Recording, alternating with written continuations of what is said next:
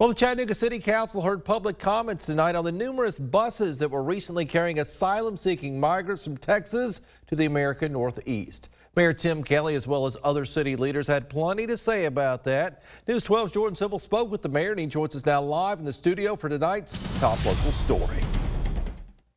Andrew, good evening. Thank you. Mayor Kelly, as well as both city staff and city council members, actually commended the community's response to the sudden caravan of buses seen in both Chattanooga and rural Georgia. Many are on a journey many of us couldn't comprehend, and Kelly says the small acts of kindness from residents, like the passing migrants, went a long way. Kelly says prior rumors of migrant buses passing through weren't confirmed until a CPD officer responded to one and made contact with its Texas charter company. Chattanooga then conducted a multi-agency response to make sure each migrant who got off their bus was met with compassion. These are all migrants, to our knowledge, that have been screened by the Department of Homeland Security, who are legally seeking asylum, and that is a protected legal status, notably. For most of them, again, Chattanooga is not their final destination. They're essentially just were lost in a city where they didn't know how to get around. However, both Kelly and City Chief of Staff joda-thongnapnua say the charter buses will no longer stop in Chattanooga.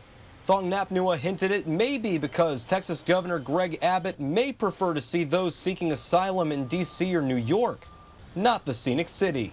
We have no vested interest in the governor of Texas' political aims, but my understanding is that if folks were getting off in Chattanooga, they were not exactly achieving their political aims. In Tuesday's city council meeting, both council members and the public alike commended the city's efforts to welcome traveling migrants.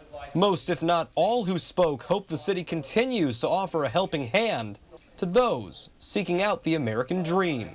While volunteering at the airport as interpreter, I saw people from Venezuela, Nicaragua, Cuba, and other places in tears but grateful that for some hours they were offered food, water, but most of all they appreciated the kindness, the warmth, and support of a caring human being. Kelly says one doesn't have to be a biblical scholar to realize that compassion for lost travelers is a core Christian value, and that's something he believes was well on display this week. He says 51 migrants deboarded after Chattanooga began its response, but only 4 stayed with local families. He personally thanked the city's Office of New Americans, CARTA, the airport, La-Paz, and more, who provided necessary aid and resources. Live from the studio, Jordan Simmel, News 12 Now.